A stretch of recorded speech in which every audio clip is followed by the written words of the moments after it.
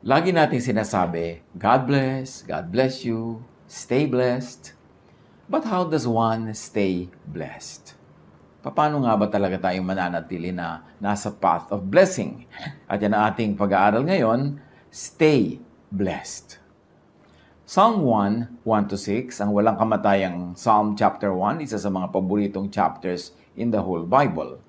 Blessed is the one who does not walk in step with the wicked, or stand in the way that sinners take, or sit in the company of mockers, but whose delight is in the law of the Lord, and who meditates on his law day and night. That person is like a tree planted by streams of water, which yields its fruit in season, and whose leaf does not wither. Whatever they do prospers. Not so the wicked. They are like chaff that the wind blows away. Therefore the wicked will not stand in the judgment, nor sinners in the assembly of the righteous.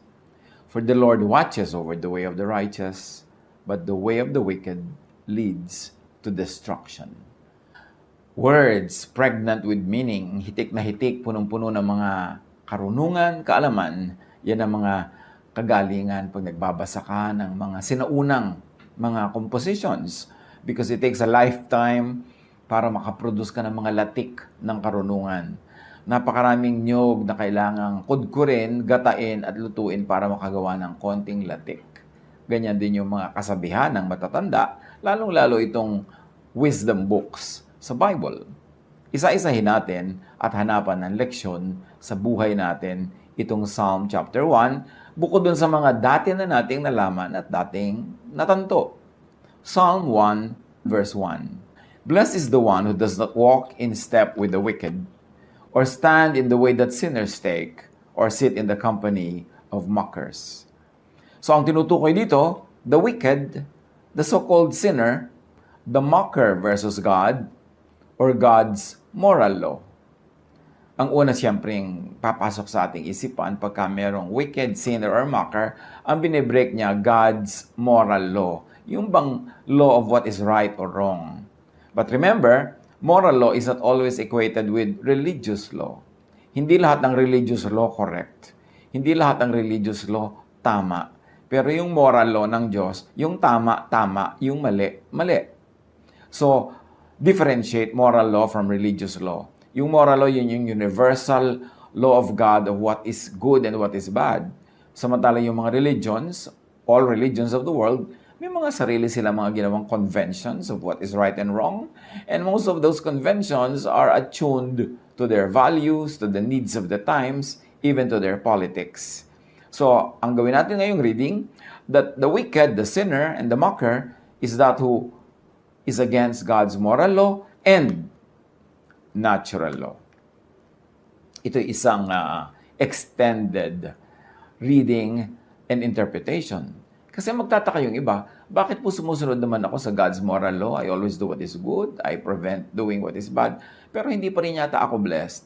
Kasi may nawawala sa equation that God has two types of laws. One is the moral law, yung talagang covered by morality clauses of what is right and wrong. And then there is the natural law. Ibang-ibang province ito, ibang-ibang usapan. Kasi yung natural law, for instance, yung leon, kakainin niya yung usa, bad ba yun? Bad yun kung usa ka, pero kung leon ka, good yun, kasi yan ang talagang itinakdang pagkain nila. So, merong natural law, merong moral law. Merong mga taong, yes, good, na ibinibigay ko yung pagkain ko sa mga mahihirap, sa mga kapuspalad, pero pag hindi ko pinakain ng sarili ko, aandar din yung natural law na madedeprive ako, magiging undernourished ako, at pwedeng mauna pa ako mamatay kaysa doon sa mga taong maralita na pinapakain ko. So, dapat sinusunod mo yung moral law at yung natural law. That being settled, we can proceed. Napakahalaga na ating isipin na ang pagpapakilala ng Diyos yung sa kanyang moral law, which is encoded in religious scriptures. Kaya lang nga, many different religious scriptures also differ in what is right and what is wrong. So, meron pang isang magandang pagkakakilala sa Diyos, and that is through natural law. Dahil definitely, kung ang mga religious laws ay pwedeng pakialaman ng tao, pwede nilang i-edit o pwede nilang i-slant sa kanilang mga biases, nobody can slant natural law. Talagang God ang may gawa niyan at walang pwedeng makialam. Therefore, it is a pure image of God. Romans 1:20, for since the creation of the world, God's invisible qualities, His eternal power and divine nature had been clearly seen, being understood from what has been made, so that people are without excuse. So sinasabi, lalong malinaw ang pagpapakilala ng Diyos sa kanyang puso, sa kanyang isip, sa kanyang pagiging Diyos sa pamamagitan ng mga nilikha niya, natural creation. Therefore, God could be known through natural law. At kung i-apply natin ito sa Psalm chapter 1, verse 1, blessed is the one who does not break. Blessed is the one who respects and obeys God's universal and moral law and natural law. Psalm 1:2, but whose delight is in the law of the Lord, and who meditates on His law day and night. Blessedness daw na ikatuwa mo, ipagdiwang mo, ipagbunyi mo ang law of the Lord. Yung moral law. Na kung yung tama sa Diyos, agree ka rin, tamang-tama sa'yo. Yung ayaw ng Diyos, ayaw mo rin, blessed ka. Kesa nakikipagtunggali ka na yung ayaw ng Diyos ang gusto mo, at yung gusto ng Diyos ayaw mo, paano ka mabe-bless nun? So yung moral law, mahalaga, agree ka dyan, pero dinagdagan nga natin yan ng isang angle ng natural law. Blessed ka kung nagde-delight ka rin, nagbubunyi, natutuwa at sumusunod sa natural law. Meaning, para ka umani, magtanim ka. Para ka matulog ng mahimbing, linisin mo ang iyong konsyensya. Para ka lumusog, kumain ka ng tama, magpahinga ka. Sinusunod mo rin ang natural law. Blessed ka nun. Kasi maraming tao, they struggle to really, and they strive very hard to obey God's moral law. At doon pasado sila. Pero they fail sa pag-respect sa God's natural law. Kaya nagkakasakit pa rin sila, nalulugi pa rin sa negosyo, nasusunugan, kung ano na nangyayari, kasi meron pang natural law. Hindi mo nang pwedeng i-override yung natural law by just obeying the moral law. Kailangan sabay. Ang pag-override mo sa natural law, miracle yon. At hindi law yung miracle. Siya ay exception, hindi siya yung rule. Now, blessed is the one who meditates on and think deeply about. Blessed is the one who delight on and agree with and celebrate God's moral and natural law. Hindi sapat maging relihiyoso, kailangan din practical. Hindi sapat na napakataas ng grade mo sa morality, tas bagsak ka sa physical sciences. Kasi magkakaroon din yan ng repercussion sa iyong buhay, makaka-apekto sa iyong blessedness. Psalm 1:3, that person is like a tree planted by streams of water. Yun daw taong nagre-respect sa God's moral and natural law, which yields its fruit in season, and whose leaf does not wither. Whatever they do, prospers. Pagka sumusunod ka sa God's moral law of what is right and wrong, what is good and bad, ino-observe mo yan. At pagkatapos sumusunod ka sa natural law, nagtatanim ka sa tamang panahon, ginagawa mo yung dapat, iniingatan mo yung sarili mo na hindi ka mahulog dahil may law of gravity, yan, para ka daw punong nakatanim sa tabi ng batis. Ano man ang mangyari, nakasawsawang yung ugat sa tubig, napapainom ang halaman, mamumunga, laging sariwa mga dahon, at ito ang blessedness. Huwag kang lalayo sa streams of water. Yung streams of water na yon, moral water and physical water. Yung natural water and spiritual water. Pareho mo dapat magkasabay na ino-observe ang mga bagay na yan para patuloy tayong maging blessed. People who understand, appreciate, obey, and enjoy obeying God's moral and natural laws become and remain prosperous. Psalm 1 verse 4, not so the wicked.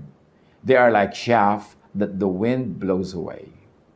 So sino yung wicked dito? Yung disobedient to God's moral law, at idagdag natin, those who are disobedient to God's natural law. It's a form of wickedness to disobey natural law because God is also the author of moral and natural law. Pareho lang dapat yan iginagalang. So pagka the wicked ka, para kang para kang balat ng palay na walang laman, magaan, nililipad-lipad ng hangin kahit saan na lang dalhin. Walang direksyon, walang bigat, walang timbang, walang halaga. The wicked have no roots or anchor or stability. The wicked have no directed growth to fruitfulness, and they have no sure path to prosperity. And remember, this is not only the wicked in moral terms, but also the wicked in terms of not obeying, not respecting natural law. Hindi sapat na religyoso ka, hindi sapat na spiritual na moral ka, kailangan din nakasubmit ka to physical laws, to the natural law of creation. Psalm 1, 5-6. Therefore the wicked will not stand in the judgment, nor sinners in the assembly of the righteous.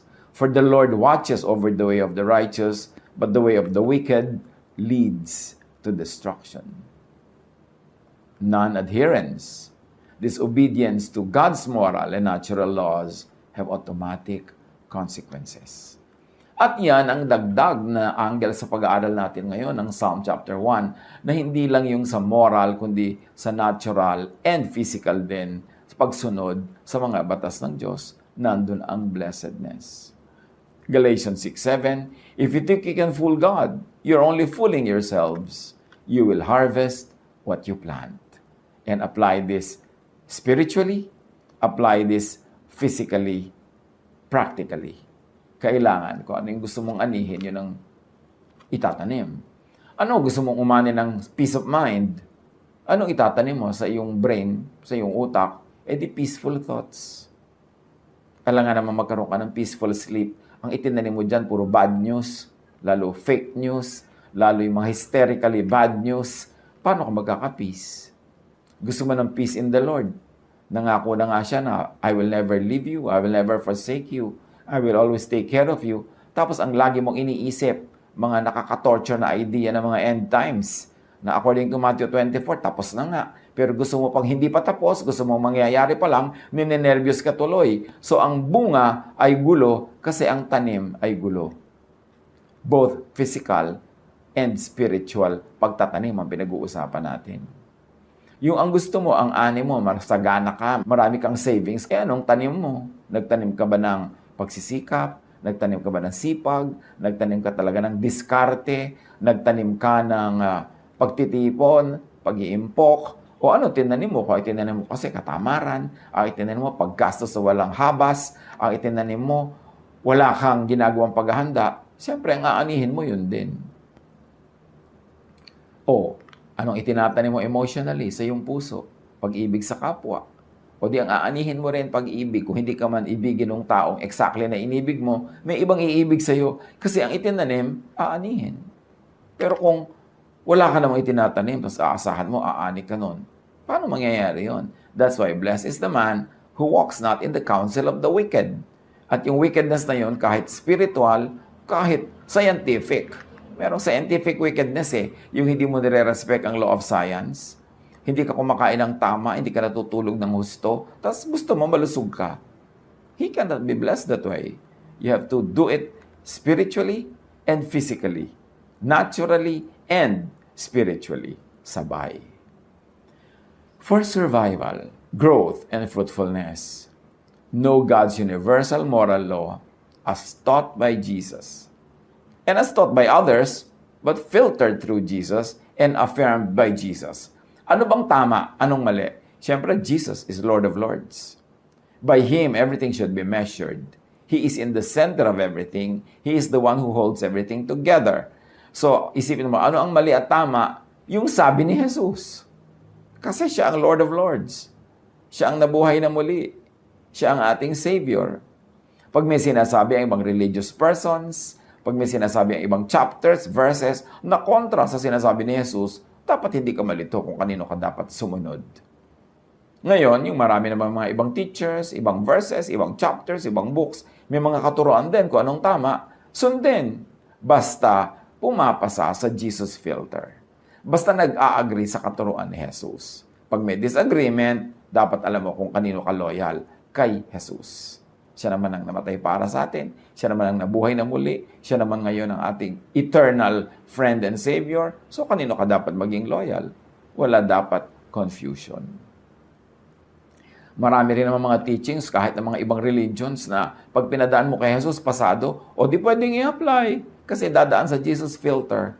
Pero marami rin ang mga Christian church teachings pag pinadaan mo talaga kay Jesus, maraming hindi papasa. Kasi malupit, kasi unkind, unloving. So, si Jesus pa rin ang dapat nating sundin kung gusto nating talagang mabless. Know and obey God's natural law as well.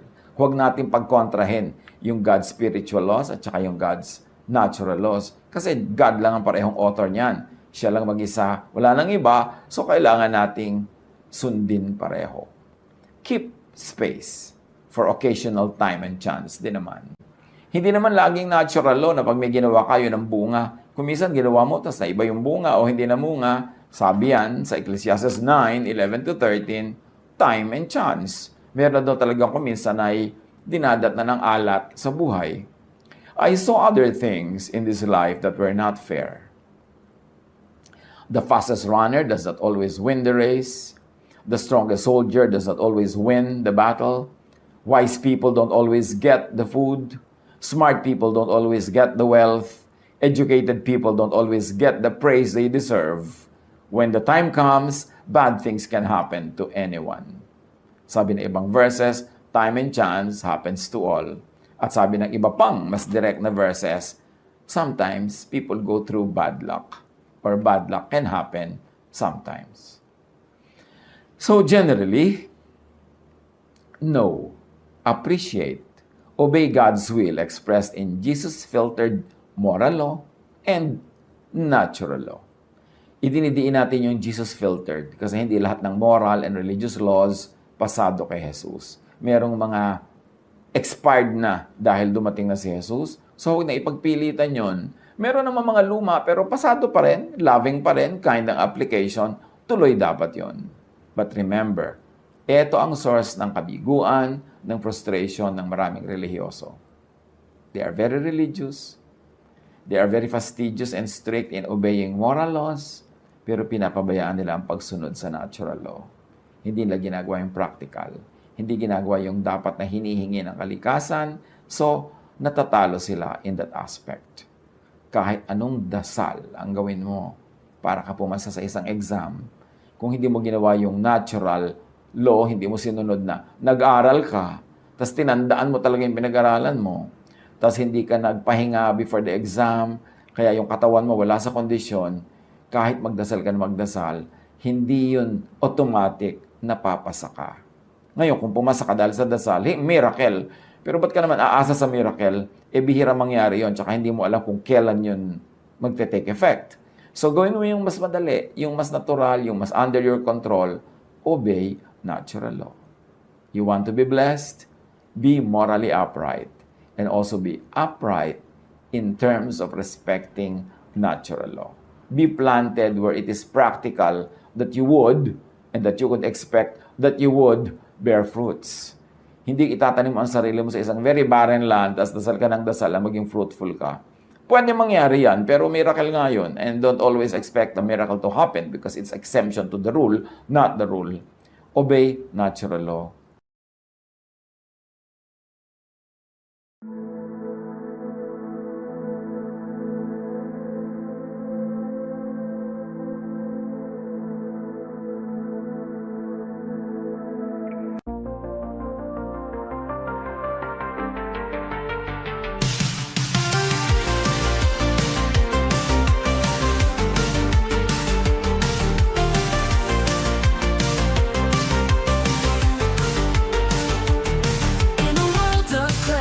Crossover dreams, sin-lit melodies, whispering schemes, they female vocals telling tales untold, indie rock beats turning hearts cold.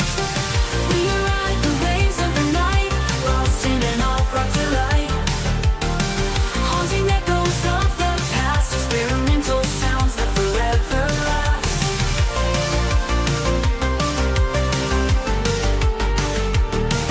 Melodic synths